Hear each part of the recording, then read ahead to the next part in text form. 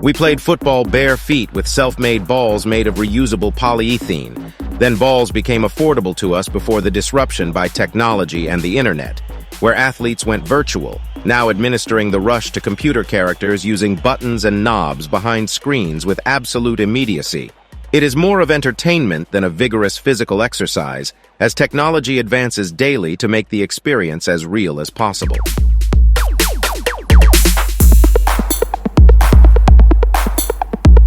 Competitive video gaming has been embraced globally, and therefore the Global Esports Federation started to conduct annually a global championship where its second edition happened in 2022, December last year, in Istanbul, Turkey, a tournament in which Kenya participated. We sent a team of 8 athletes, out of which 6 were ladies. This just encourages other young women to defy the stereotype that men are more enthusiastic about tech than women. Video gaming went mainstream, shifting from gaming consoles that are relatively expensive to mobile gaming, the trend being fueled by a rise in smartphone adoption and internet penetration, as the majority of African gaming tech startups continue to hunt investors' interest. According to a 2022 GSMA report, 49% of sub-Saharans are connected to smartphones, and it is forecasted to keep rising to 61% due to the region's younger population that is yet to transition to the adult stage. Such developments have seen the gaming industry's revenue closely competing with long-established movies or the music industry. However, in rural settings, commonly characterized by low income, gaming on PCs and consoles is a gap that young entrepreneurs have invested with passion, and they are reaping big.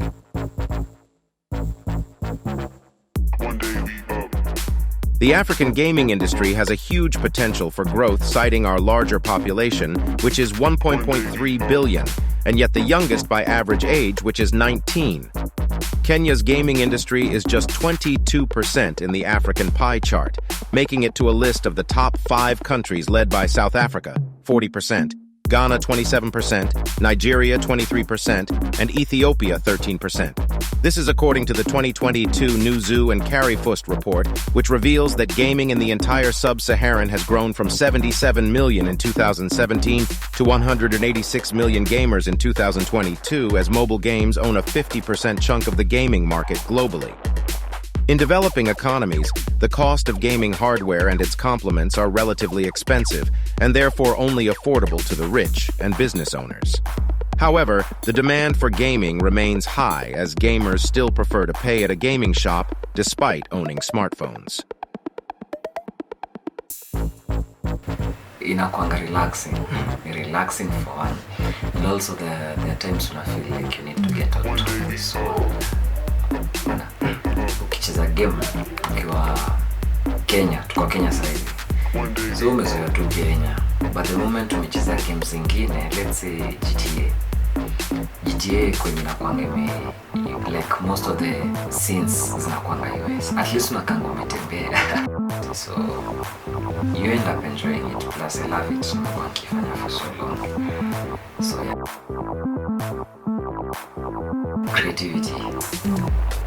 Creativity. Unajua like venye tuko Kenya, it's a third world country, na venye nimekuambia tu hiyo point ya like your adventure inafanya akili yako ifunguke. Unajua siwezi kuwa nimezoea kuishi tu Kenya, and uko nje at least unaona ukicheza game ka GTA ama ucheze Far Cry, utakuja kuelewa like enyewe utaona building fulani ushangeala kuna vitu kaa hizi, kuna kitu utaona, na zingine most of the games unataka GTA ama Watch Dogs wanakuanga wame-imitate venye tuseme venye Nairobi inaweza kuwa like a state in US venye inakaa like or a city, the same way US iko same. So uko more creative na akili yako ina feel uko sawa. Okay, I prefer playing on PC mostly because on the PC it's more affordable in terms of if you want to play in PlayStation, which is the best, you have to purchase the PlayStation itself and also the screen, which is very expensive, especially here in Africa for us who are not paying jobs. But when you have a PC, you can play on it for free. The mobile is the best because on the mobile you can play the latest games, but then again, to get a very high performing mobile in which you can play the PC games on high quality graphics is very hard because the high performing mobiles are also kind of expensive. So we prefer the PC where you can play, let's say, PES 2017, which has better graphics than than FIFA 21 on a mobile phone that is the latest with low graphics because of the low performance.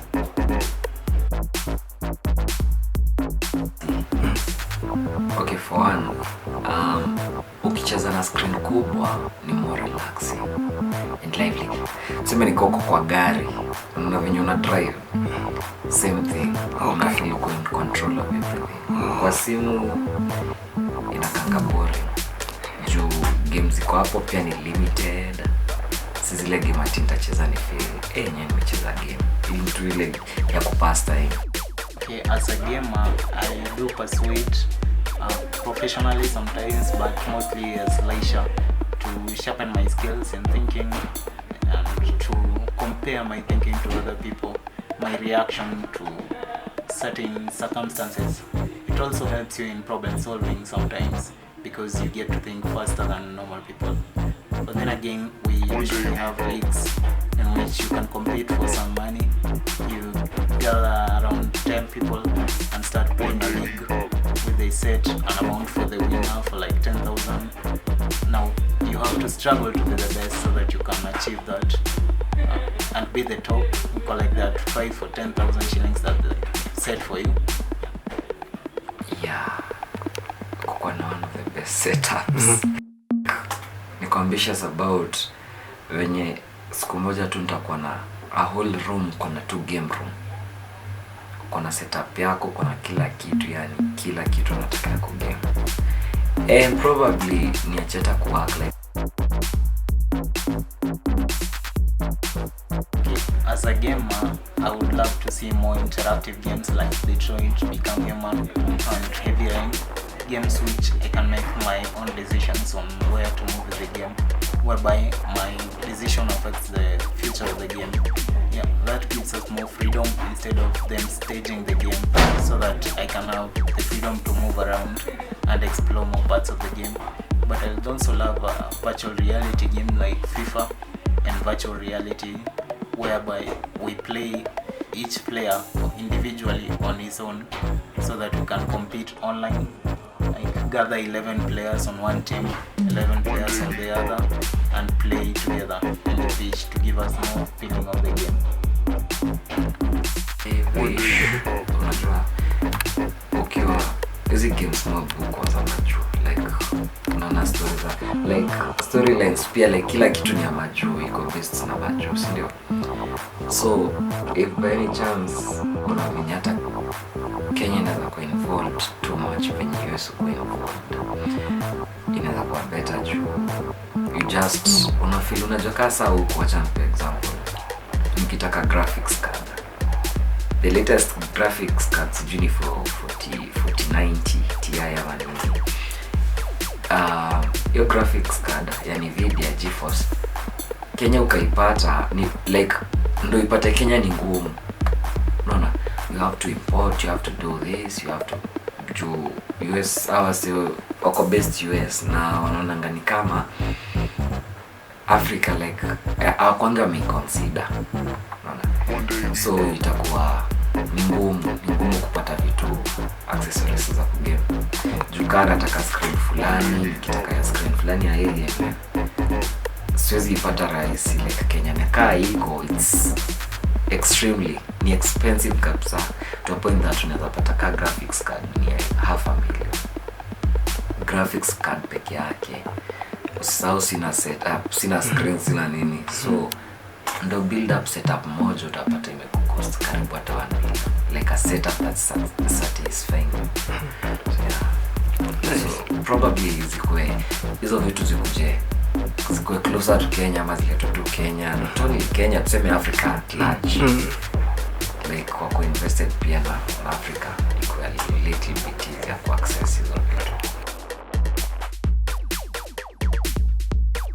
For a long time, gaming has been a leisure activity, purely for fun and entertainment until local stakeholders like Usiku Games came into the market making education, skill-based yet entertaining games under their hashtag #HagGamingForGood. They are basically transforming the industry by harnessing the power of gaming to implement the environmental and social pillars of the ESG framework, a globally growing concern not only among environmental lobbyists, but also employees. This is according to a UK-conducted KMPG report 2023 that 46% of employees today sort who to work for based on their ESG commitments. Usiku Games. Gamifying not just real issues, but also very critical to the society, for instance, reforestation through seedball game. They also build financial resilience of its players where they can unlock stable coins, courtesy of blockchain technology, and redeem or chose to top up and pay for NSSF savings, NHIF insurance or school fees, etc., all on their platform. Gaming and social impact is a growing concern as research reveals gaming to have a positive impact on mental health. Stress reliever kwangu. Nikiwa stressed, nianze kugame. Ni unapata hata stress imepungua kiasi. So a forged partnership between health and gaming can be supplementary remedy for mental health illness.